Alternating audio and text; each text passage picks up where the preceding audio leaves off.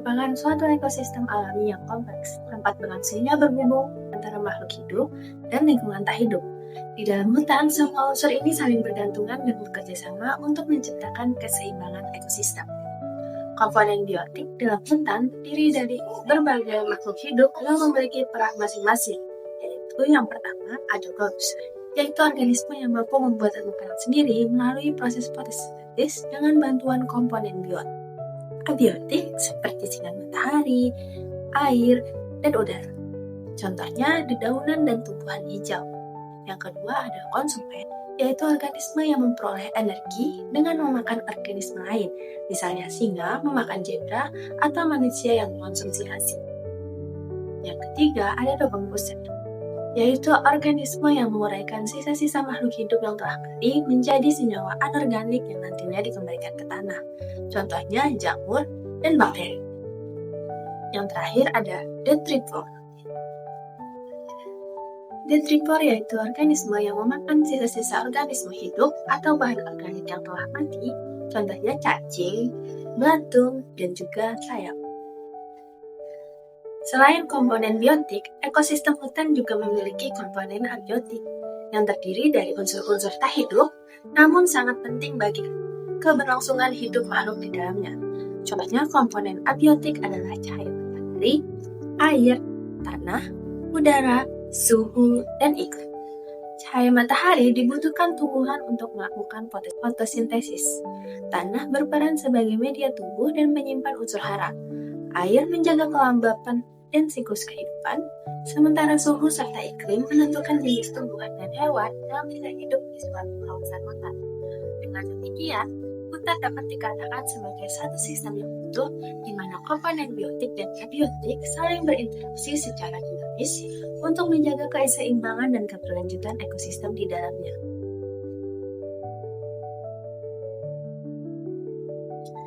Keanekaragaman hayati hutan mencerminkan kekayaan spesies yang hidup di dalamnya, mulai dari tingkat genetik, jenis, hingga ekosistem.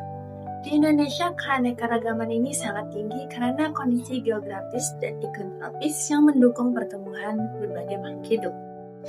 Yang pertama ada spesies endemik. Spesies endemik adalah jenis tumbuhan atau hewan yang hanya ditemukan di wilayah tertentu dan tidak ada tempat lain di dunia. Contohnya, burung cendrawasih yang hanya hidup di Papua dan Anoa di Sulawesi.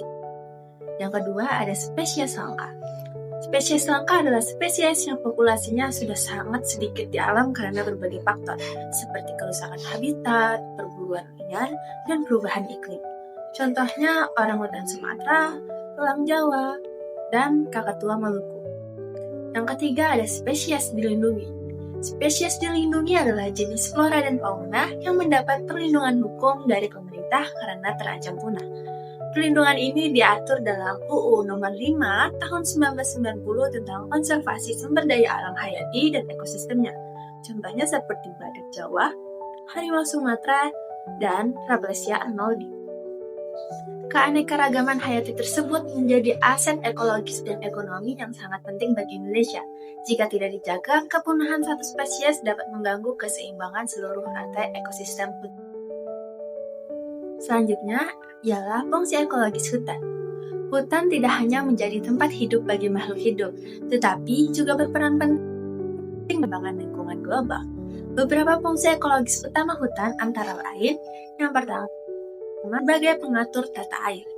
Akar-akar pohon menyerap dan menyimpan air hujan, mengurangi limpasan permukaan, serta membantu mengisi kembali air tanah.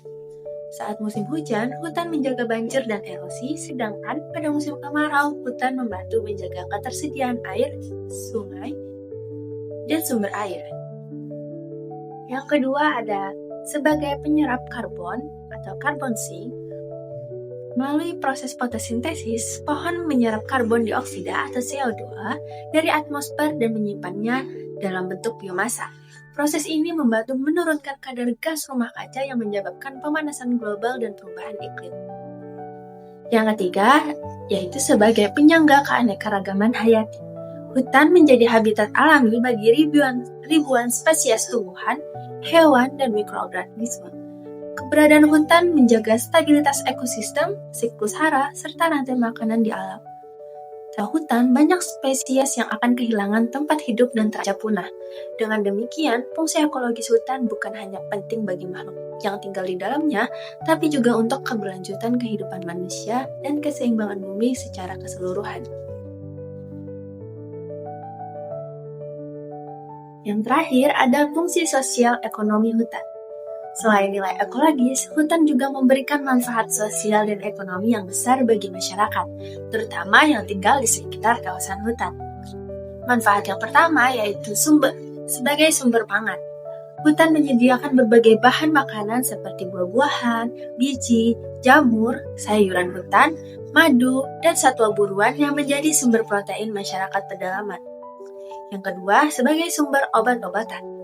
Banyak tumbuhan hutan mengandung senyawa bioaktif yang digunakan sebagai bahan dasar obat tradisional dan modern. Misalnya kulit kayu cinchona yang menghasilkan kina untuk obat malaria dan tanaman sambiloto sebagai penurun panas alami. Yang ketiga, sebagai sumber energi. Hasil hutan seperti kayu bakar energi utama di berbagai daerah. Selain itu, limbah biomasa hutan dapat dimanfaatkan untuk menghasilkan energi terbarukan atau bioenergi. Yang kelima, Yang terakhir ada sumber pendapatan dan kesejahteraan.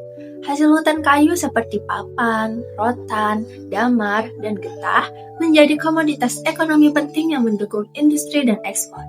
Hutan juga mendukung kegiatan ekowisata yang membuka peluang kerja dan meningkatkan pendapatan masyarakat lokal.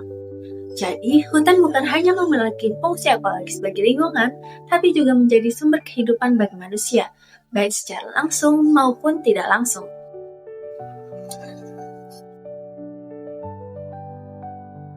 Kesimpulannya, hutan memiliki peran vital sebagai penopang kehidupan di bumi.